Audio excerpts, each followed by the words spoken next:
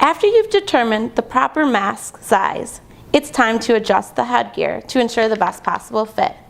Start with the top straps connected directly to the mask and the bottom straps connected to the quick release clips. Bring the headgear over the top of the head and clip the clips to the bottom of the mask.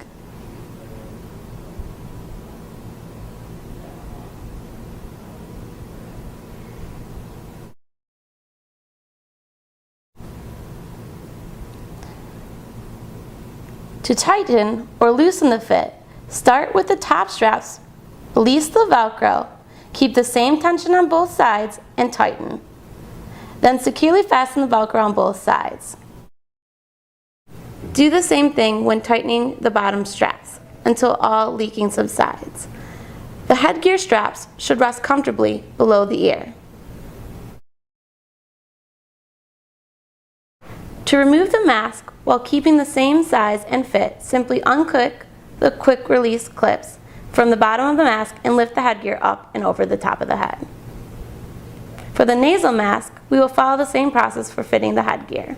Start with the top straps connected to the top of the mask and the bottom straps hanging freely with the quick release clips at the end. Lift the headgear over the top of the head and then clip the lower straps to the bottom of the mask.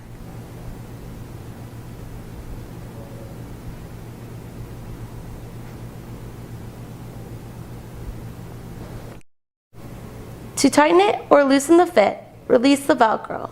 Pull the same tensions on both sides and refasten the Velcro.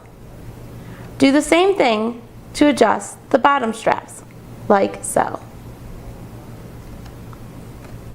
Once again, to remove the mask while keeping the same fit, simply unclip the quick release mask clips from the bottom of the mask and lift the headgear up and over the top of the head. The same instructions can be used to fit a patient for the deluxe mask as well. Just be sure to use the deluxe plastic fitting guide.